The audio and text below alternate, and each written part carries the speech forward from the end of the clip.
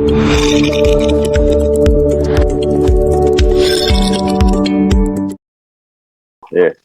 Bismillahirrahmanirrahim.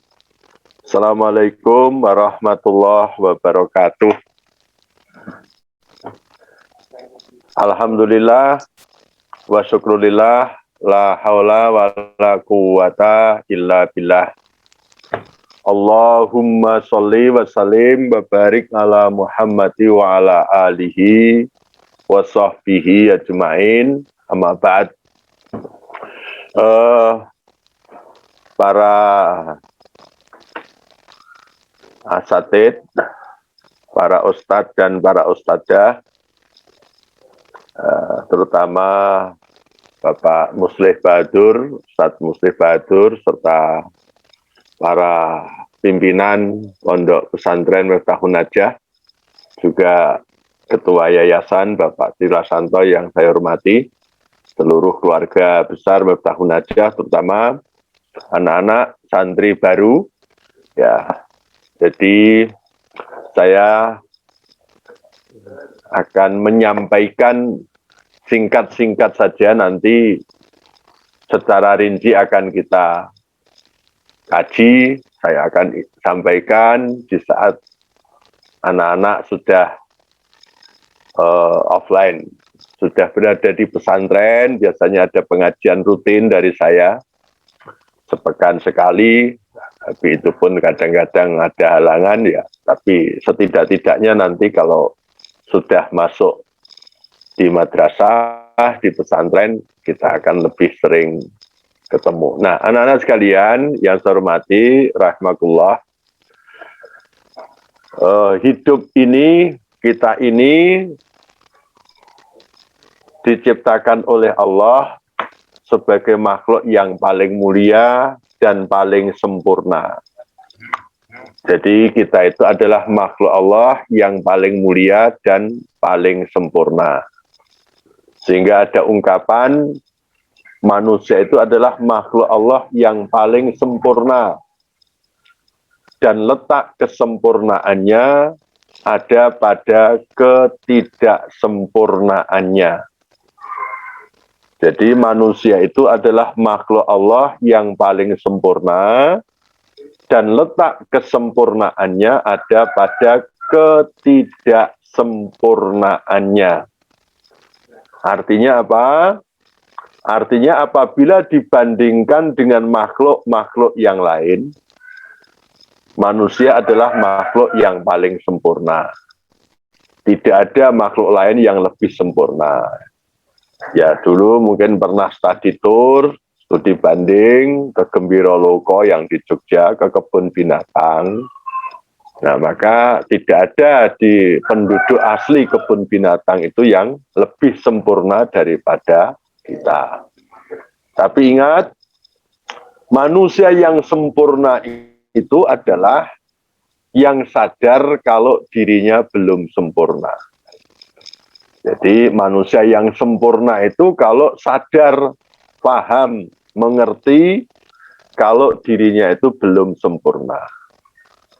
Karena sadar bahwa dirinya belum sempurna itu, maka dia akan berusaha menggunakan hidupnya itu untuk menyempurnakan diri. Menggunakan hidup itu untuk menuju kepada kesempurnaan. Maka manusia adalah makhluk yang namanya tumbuh sekaligus berkembang. Jadi kalau kita sebagai manusia dalam proses menuju kesempurnaan harus seimbang antara pertumbuhan jasmani dan perkembangan jiwa. Jadi kalau binatang hanya pertumbuhan jasmani, tapi tidak ada proses perkembangan jiwa. Jadi kalau binatang ya hanya berproses dari kecil menjadi besar, dari rendah menjadi tinggi, dari kurus menjadi gemuk, itu binatang. Tapi kalau manusia tidak, di samping harus berproses dari kecil menjadi besar, dari kurus menjadi gemuk, dari rendah menjadi tinggi, dari muda menjadi tua, tapi manusia harus juga berubah dari bodoh menjadi pintar, dari celelean menjadi berwibawa, berubah dari kesesatan untuk menuju jalan yang benar, dan seterusnya.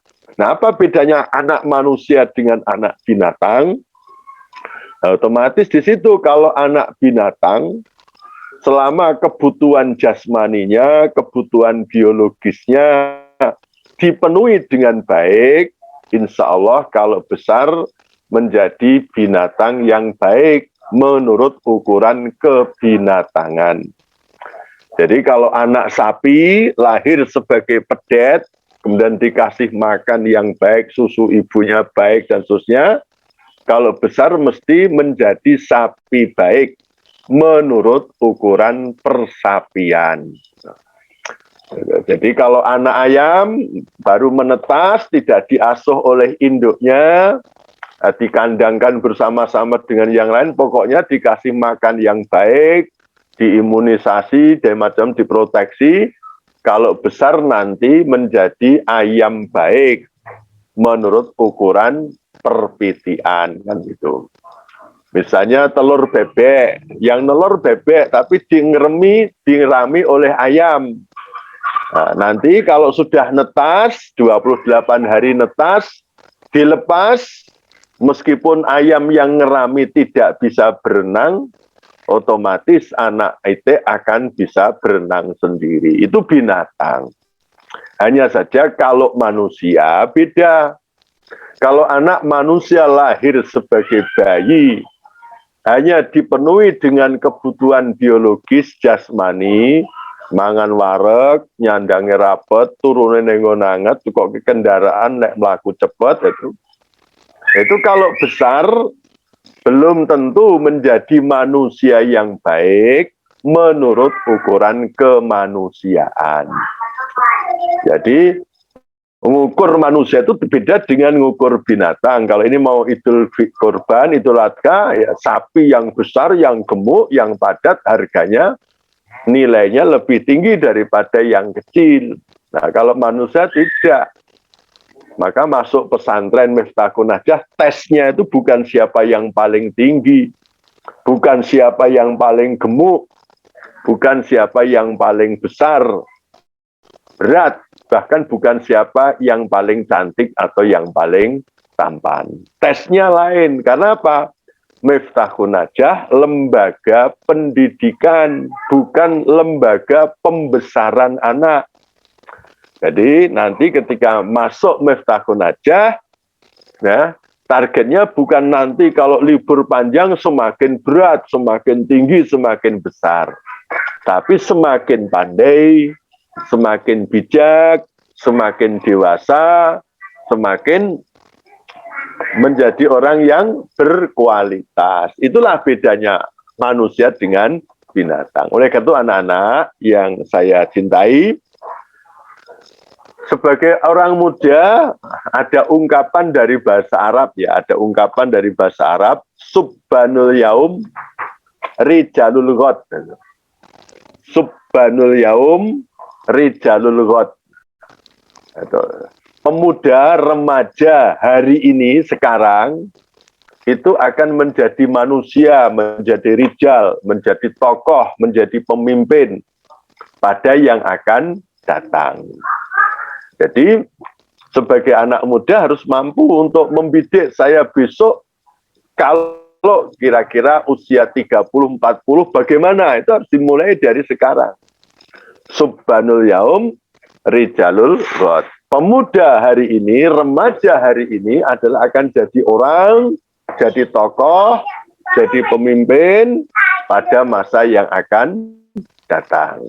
Hanya saja saya sarankan kepada anak-anak mempersiapkan masuk Miftahun Najah adalah dalam rangka untuk menyiapkan masa depan tadi, supaya tidak sekedar menjadi orang yang gemuk, bukan menjadi orang yang tinggi, bukan menjadi orang yang berat, tapi menjadi orang yang tadi menjadi rijal, menjadi tokoh, menjadi pemimpin, menjadi subjek di masa yang akan datang. Nah, kalau anak-anak masuk Miftahun Najah harus memahami masa depan kita itu ada dua. Yang saya ingatkan bahwa kalau kita ingin sukses di masa depan, kita harus memahami masa depan kita itu ada dua. Masa depan sebelum mati dan masa depan sesudah mati. Masa depan duniawi dan masa depan ukhrawi. Masa depan pra kematian dan masa depan pasca kematian. Ini yang harus dirubah, hijrah. Masuk Miftahun Najah adalah untuk sukses masa depan sebelum mati. Sesudah dulu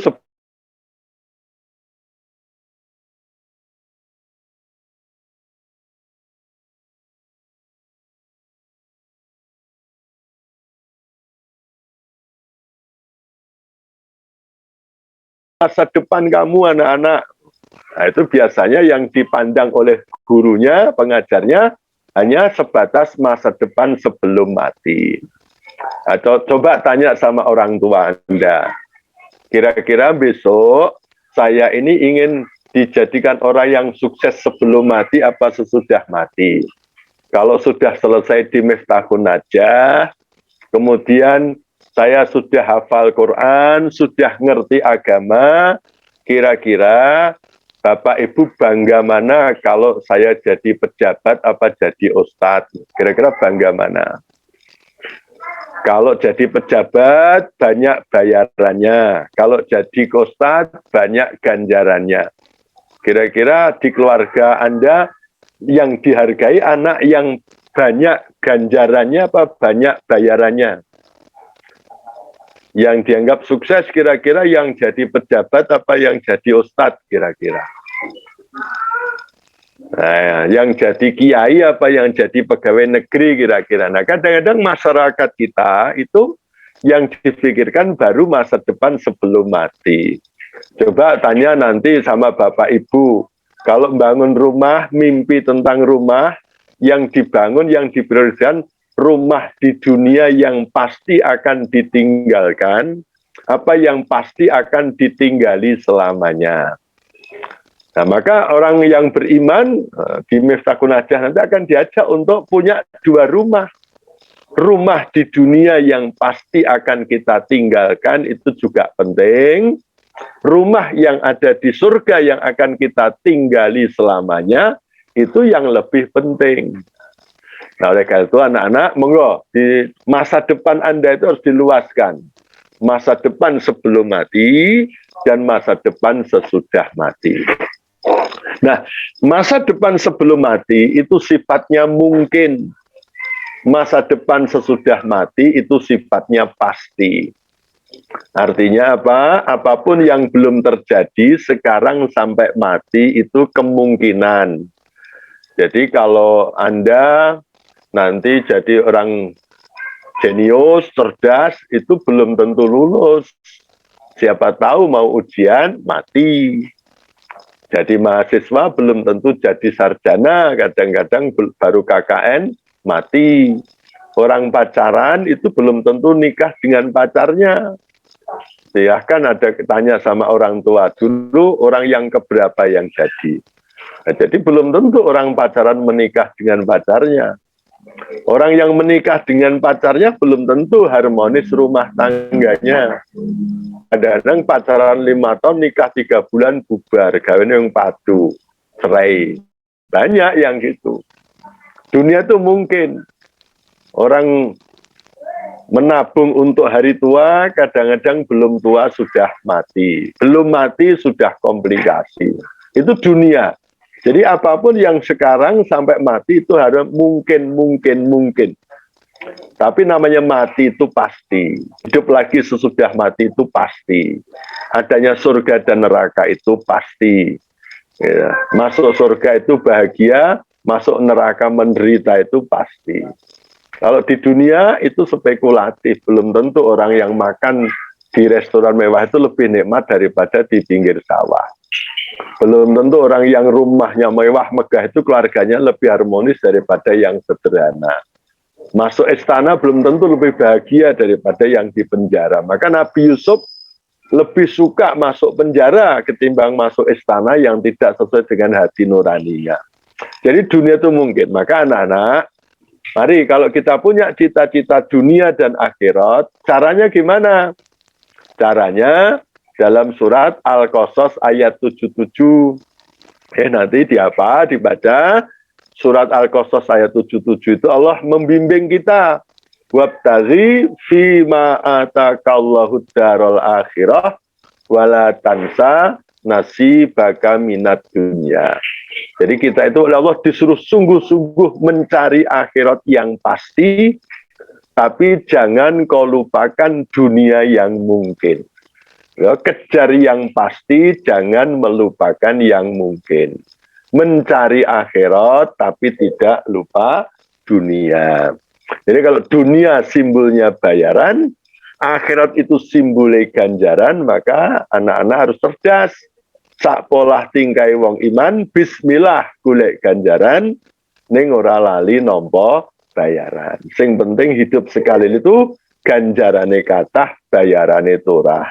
Karena doanya Rabbana atina fid dunya hasanah wa fil akhirati hasanah. Nah, anak-anak, meskipun tujuan utama kita itu akhirat, yakni masuk surga, dapat ridhonya Allah, tapi tadi Allah kan wanti-wanti. Allah berpesan, wala tansa nasibaka minat dunia. Jangan kau lupakan nasibmu di dunia. Jadi, meskipun kita tujuannya akhirat, masuk surga, kita tidak boleh santai. Tidak boleh abai, apalagi lebay dengan dunia. Tidak boleh. Ya, melupakan dunia itu hukumnya haram dalam bahasa agama. Larangan, Allah melarang wala tansa nasibaka minat dunya. Jangan kau lupakan nasibmu di dunia. Nah, dalam rangka tidak melupakan nasib kita di dunia, artinya apa? Di dunia itu untuk menjalani proses tadi. Nah, tapi singkat-singkat karena waktu terbatas, setidak-tidaknya dari lahir sampai mati, anak-anak saya ajak untuk punya gambaran. Gitu. Gambaran dari lahir sampai mati itu apa yang harus kita inginkan, kita targetkan. Oke, yang pertama singkat-singkat 0 sampai 20 tahun targetnya untuk menjadi orang yang berprestasi. Jadi anak-anak nanti ketika masuk di Miftahun Najah, namanya aja juga kunci sukses. Miftah itu kunci, Najah itu sukses. Jadi lembaga pendidikan untuk membekali setiap anak itu punya kunci kesuksesan. Nah, jadi maka harus menjadi orang yang berprestasi. Nah, itu 0 sampai 20. Diharapkan anak-anak nanti lulus aliyah itu sudah bisa dilihat prestasinya, sudah bisa dinilai prestasinya. Terutama oleh orang yang akan menerima pendidikan lebih lanjut. Kita akan dites berprestasi apa tidak. Nanti kalau sudah usia 20 sampai 40 tahun, cita-cita kita menjadi orang yang sukses, menjadi orang yang berhasil, menjadi orang-orang yang diakui oleh masyarakat. Kalau Kanjeng Nabi, bagaimana usia 40 tahun sudah punya gelar Al-Amin, orang yang bisa dipercaya, baik omongannya maupun posisinya dipercaya oleh masyarakat. Nanti kalau sudah usia 20-40, anak-anak harus punya target, yakni menjadi orang bahagia. Meskipun untuk bahagia tidak harus berprestasi, untuk bahagia tidak harus sukses. Banyak orang-orang yang berprestasi dan orang-orang sukses, tapi hidupnya tidak bahagia, tidak tenang, tidak tentram, tidak harmonis rumah tangganya. Tapi banyak orang yang kelihatannya tidak berprestasi, tidak sukses, tapi bisa bahagia. Nah, kalau orang yang tidak sukses dan tidak berprestasi saja bisa bahagia, maka rugi kalau kita sudah berprestasi, sudah sukses, tapi tidak bahagia. Nah, itu maka target 40-60 hidup sekali itu digunakan untuk bisa bahagia. Nah, nanti kalau sudah usia 60 tahun ke atas, kita harapannya apa? Harapannya menjadi orang yang beruntung. Karena orang kalau sudah 60 tahun ke atas harus siap-siap mati, manusia harus mati. Mati itu ibaratnya tutup buku, malaikat raqib dan atid yang membawa kitab kanan kiri kita itu ya nyatet, menegakkan akuntansi pahala dan dosa.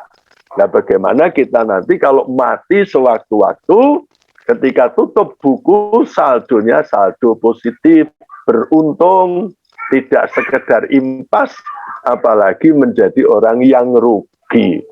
Oh, tutup buku kok saldo kreditnya lebih banyak daripada saldo debitnya. Itu, jadi berprestasi, kemudian sukses, kemudian bahagia, kemudian mengakhiri hidup dengan menjadi orang yang beruntung, tidak menjadi orang yang rugi. Nah, anak-anak, waktu tinggal sedikit.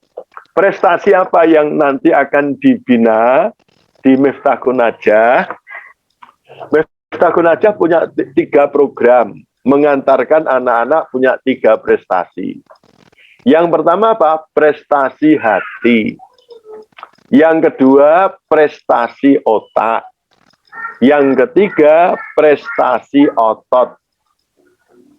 Prestasi kolbiah, prestasi akliyah, dan prestasi jasadiah. Jadi ada prestasi afektif, prestasi kognitif, dan prestasi psikomotorik. Jadi istilahnya ibarat bahan itu anak-anak dites, dipilih bahan yang baik, masuk di Miftahun Najah untuk diolah. Yang diolah 3, olah rasa, olah rasio, dan olahraga. Jadi nanti kegiatan pokok di pondok pesantren, ya di samping ya memang kita harus makan, kita harus yang lain-lain tidur, tapi digunakan untuk mengolah 3 kekuatan Anda. Kekuatan hati, kekuatan otak, dan kekuatan otot. Supaya Anda nanti lulus dari Miftahun Najah punya prestasi. Prestasi hati menjadi orang yang bertakwa, diharapkan hafal 30 juz Al-Quran, ngerti agama, ngerti berbakti kepada orang tua, dan seterusnya. Tapi juga lulus Miftahun Najah, Anda harus juga dites lulus. Hebat, prestasi apa? Olah rasio, prestasi otak, di mana Anda nanti akan mudah diterima di perguruan tinggi yang Anda inginkan. Nah, dengan kecerdasan itu yang ketiga, prestasi otot, prestasi raga, sehingga Anda menjadi orang yang sehat, yang kuat, yang terampil. Jadi targetnya adalah Miftahun Najah itu ada ibaratnya tempat pengolahan input, ya Anda yang berprestasi dari MTS dilanjutkan di aliyah untuk apa? Untuk diolah hatinya, untuk diolah otaknya, untuk diolah ototnya. Jadi kurikulum nanti Anda harus sibuk dengan olah rasa, olah rasio, dan olahraga. Supaya Anda sensitif, kreatif, dan produktif. Atine tertib, uteke lantip, tangane urip. Yo ngerti, tur pinter, gek yo prigel. Takwa, cerdas, terampil. Bisa kerja ikhlas, bisa kerja cerdas, dan bisa kerja keras. Kerja keras nanti rezekinya cuma pas. Jadi kalau Anda hanya ingin kerja keras, ya silakan, nggak usah sekolah, nggak usah masuk pondok. Latihan jadi tukang kuli bangunan, angkut-angkut barang, insya Allah itu kerja keras. Nggak pernah istirahat, kerja keras, tapi rezekinya ingat cuma dikasih pas. Tapi kalau Anda ingin sekedar kerja cerdas, jadi dosen, jadi dokter, ya memang rezekinya nanti akan lebih luas daripada yang kerja keras. Tapi kalau Anda juga bisa kerja keras, bisa kerja cerdas, apalagi juga bisa kerja ikhlas, Allah akan kasih rezeki yang tanpa batas. Rezeki yang tak terduga. Maka orang-orang yang sukses, orang-orang yang berprestasi yang lengkap tadi, di Quran sering diulang-ulang, la khaufun alaihim walahum yahzanun. Tidak ada rasa takut, tidak ada rasa stres. Karena apa? Hidupnya menjadi orang-orang yang optimis. Karena punya tadi, punya senjata hati, punya senjata otak, dan punya senjata otot. Maka di situ nanti akan ditumbuhkan semangat, tidak boleh memiliki sifat-sifat malas, sifat-sifat suudon sama guru dan seterusnya, itu nggak ada. Karena apa? Kita masuk pondok untuk diberi kunci sukses. Maka kunci sukses itu apa? Prestasi. Prestasi hati, prestasi otak, dan prestasi otot. Kalau dalam bahasa Qur'annya disebut sebagai ulil albab. Maka cita-cita yang paling dekat bagi anak-anak masuk Miftahun Najah siap untuk dilatih, untuk dioptimalkan potensinya untuk menjadi ulil albab. Surat Al-Imran 190 191 itu. Ya, ini apa? Ulil albab itu ahli dzikir, ahli fikir, dan ahli ikhtiar. Jadi ahli zikir hatinya berprestasi, ahli fikir otaknya berprestasi, ahli ikhtiar karena ototnya berprestasi. Alladzina yadhkurunallaha qiyaman wa qu'udan wa ala junubihim wa yatafakkaruna fi khalqis samawati wal ard. Rabbana ma khalaqta hadza batilan subhanaka faqina adzab benar. Maka monggo masuk Miftahun Najah dengan semangat fa inna ma'al usri yusron, inna ma'al usri yusra. Maka sesungguhnya bersama kesulitan itu ada kemudahan.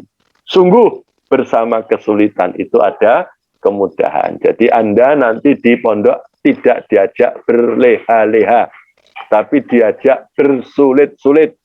Karena rumusnya berakit-rakit ke hulu, berenang-renang ke tepian. Ya, bersakit-sakit dahulu, nanti akan ada hasilnya, baru bersenang-senang kemudian. Kemarin kepada orang tua, sudah saya pesankan, jangan kau persulit hidup anakmu dengan membiasakan hidup mudah. Jadi jangan kau persulit hidup anakmu dengan membiasakan hidup mudah. Jadi Anda di pondok untuk diajak menghadapi kesulitan, bukan untuk diajak menghadapi kemudahan. Kalau Anda nanti di pondok meng dimudah-mudahke, dimanja, dienak, dikurung koyok pitik broiler, dipakani, rangsum, isolasi, imunisasi, ya cepet besar. Nilai dikeluarkan dari kandang meng delongap, pendelak, pendelik, atau udan sedikit wis masuk angin, dan jangan sampai Anda generasi muda nanti usia 20 tahun ke atas hidup di masyarakat meng delongap. Isane memangan wareg, nyandang rapet, turu anget, melakune cepet, sehat, kuat, diangkat berat. Ning diundang dikira teko, jak mikir ora iso, kon dangir karo pite lunga, lek sego mateng lagi do gelem mara. Niku lek dibeleh larang mendo. Itu sehat, kuat, diangkat berat, diundang dikir nggak mau datang, jak mikir nggak menyelesaikan persoalan, diajak membersihkan rumput lari tunggang langgang, begitu masakan datang baru berdatangan. Itu kalau disembelih mahal binatang. Nah, sekali lagi, mari anak-anak, itu aja pengantar saya pengenalan bahwa nanti Anda dengan SDM yang Anda miliki masuk Miftahun Najah bukan diajak untuk bermudah-mudah, tapi diajak untuk bersulit-sulit. Supaya apa? Nanti hidup itu jadi mudah. Tantangan yang berat menjadi ringan. Tidak diajari manja seperti ayam broiler, tapi diajari seperti ayam kampung. saatnya berpisah dari induknya. Jadi kalau ayam kampung, itu kalau masih dingeremi ya induknya, ibunya ya betul-betul proteksi, nggak pernah ditinggal. Tapi nanti kalau anaknya sudah netes ya dilatih untuk menghadapi masalah, tantangan, hujan, panas, cari makan. Nah, nanti kalau sudah agak remaja, anaknya dipendeli, disape, bukan karena benci, bukan, tapi karena supaya anaknya bisa jadi jago, supaya anaknya bisa jadi penakluk.